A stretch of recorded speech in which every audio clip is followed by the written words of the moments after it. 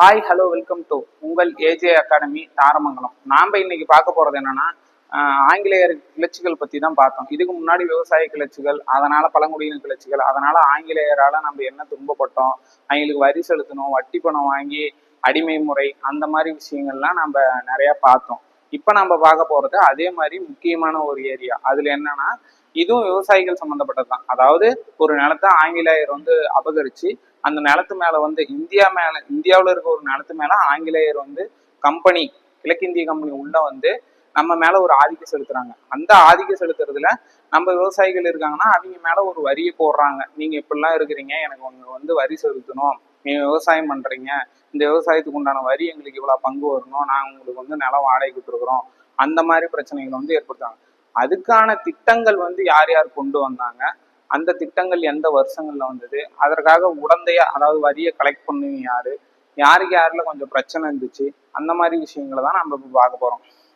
இதுல பொதுவா பார்க்க வேண்டிய 3 முக்கியமான வரிகள் என்னன்னா, இதுக்கு முன்னாடி ப்ரீவியஸ்லயும் நிறைய கேட்டிருக்காங்க.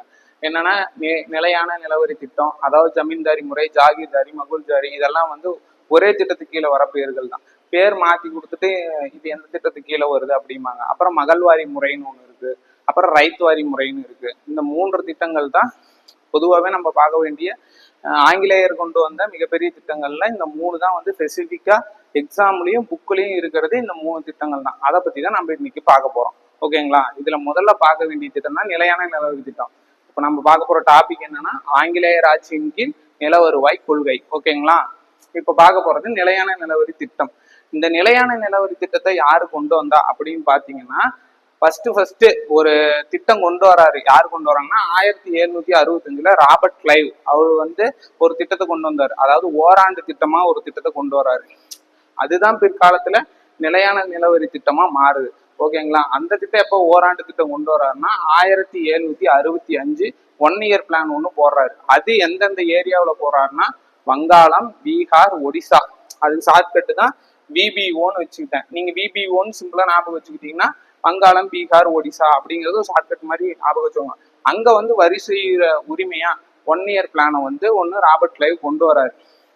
இதுக்கப்புறம் யாரு வராங்கன்னா வாரன் ஆங்ஸ்டிங் இருக்காருல்ல, அவரு இன்னொரு ஆளுநர். ராபர்ட் கிளைவ் போன பிறகு அந்த ஆளுநர் இந்த நிலையான நிலவரி திட்டம் செலுத்தலாம், இவங்க மேல வரி போடலாம்னு சொல்லிட்டு உள்ள வராரு.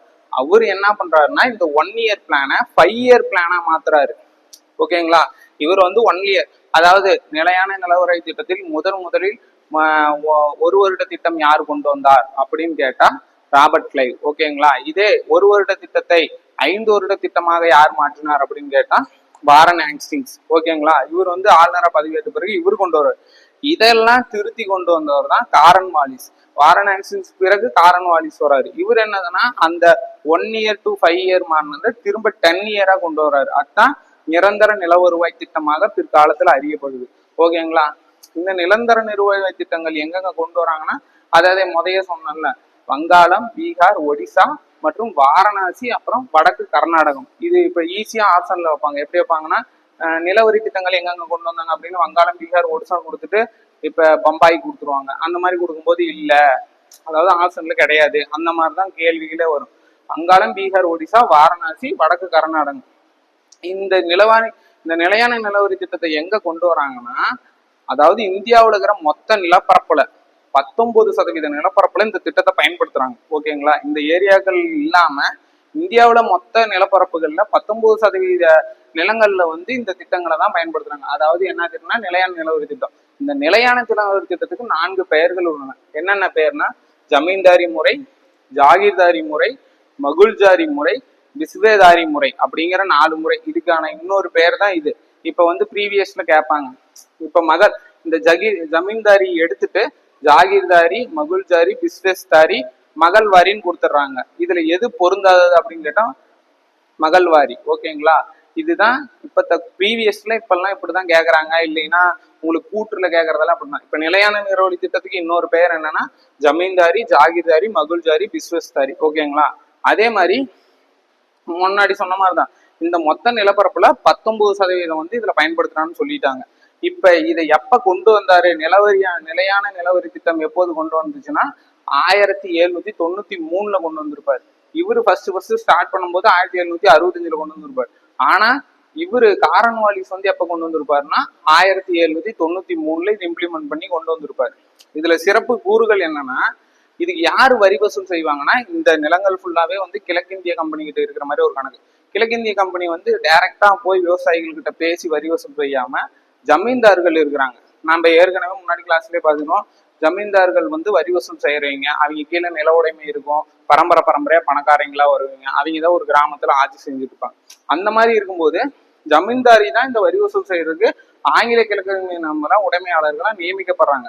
இவங்க என்ன பண்றாங்கன்னா, இந்த வரி வசூல் செய்யறதுல பயங்கரமான அதிகாரம் கொண்டவர்களா தங்களை உருவாக்கி கொண்டு இருக்கிறாங்க.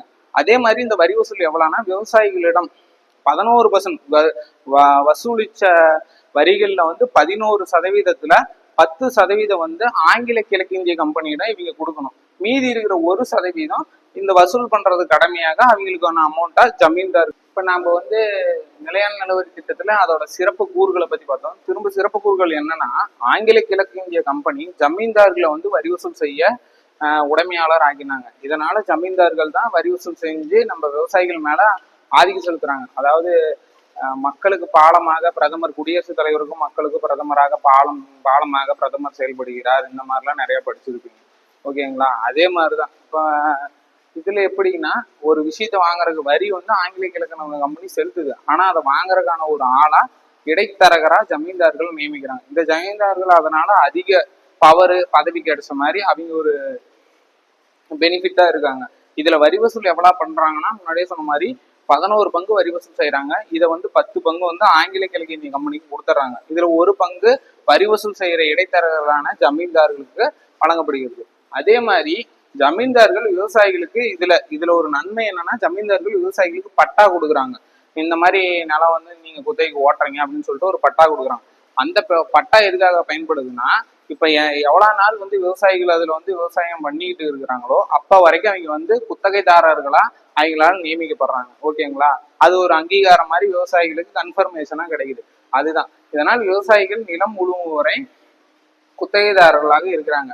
அதே மாதிரி அனைத்து நீதி அதிகாரங்களும் என்னன்னா, இப்ப தண்டனை கொடுக்கறதெல்லாம் இருக்குது இல்ல, அந்த விஷயங்கள்லாம் வந்து சொல்றது, அந்த மாதிரி விஷயங்கள ஜமீன்தார்கள் முன்னாடி கடைபிடிச்சிட்டு இருந்தாங்க. இப்ப வந்து ஆங்கில கிழக்கு வந்த பிறகு அந்த துறையை வந்து எடுத்துட்டாங்க. நீங்க வந்து வரி மட்டும் வாங்கினா போதும், நீங்க வந்து நீதி வழங்க வேணாம், தப்பு செஞ்சா தண்டனை கொடுக்க வேணாம் அப்படிங்கிற மாதிரி கான்செப்ட நீதித்துறையை வந்து அவங்க கிட்ட இருந்து பறிச்சுட்டாங்க ஆங்கில கிழக்கிந்திய கம்பெனி. இவங்களுக்கு அதிகாரம் என்னவா இருந்துச்சுன்னா, ஜமீன்தார்களுக்கு நிலையான நிலவரி திட்டத்தின் கீழ் என்னவா இருந்துச்சுன்னா வரி வசூல் செய்யறதா மட்டும்தான் இருந்துச்சு. அதுதான் அனைத்து நீதித்துறை அதிகாரங்களும் ஜமீன்தாரிடம் இருந்து பெறப்பட்டது.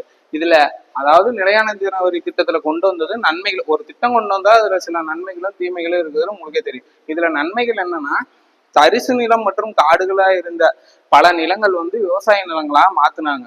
இதுல இருக்கிற நன்மை என்னன்னா, தரிசு நிலங்கள் மற்றும் காடுகள், இந்த விவசாய நிலங்கள் வந்து காடுகளும் விவசாய நிலங்களா மாற்றப்பட்டாங்க. அதே மாதிரி ஜமீன்தார்கள் ஆங்கிலேயருக்கு நம்பிக்கை உரியவர்களாக மாறினார்கள்.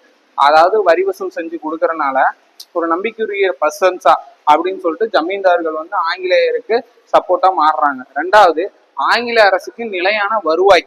இதோட நல்லது வந்து கிழக்கிந்திய கம்பெனிக்கு தான். நாம விவசாயம் பண்ணிக்கிட்டே இருக்கிறோம், அது வசூல் பண்றது ஜமீன்தாரோட கடமை. அவன் பாட்டுக்கு அவன் மேல இருக்கிறான், இங்க பண்ணிட்டு காசு வந்து அவனுக்கு போய்கிட்டே இருக்குது. அதுல வந்து ஒரு நிலையான வருவாயை வந்து ஆங்கில அரசு பின்பற்றுது. இதுல அடுத்தது குறைகள் என்ன பார்த்தா, ஆங்கிலேயர்களுக்கும் விவசாயிகளுக்கும் நேரடி தொடர்பே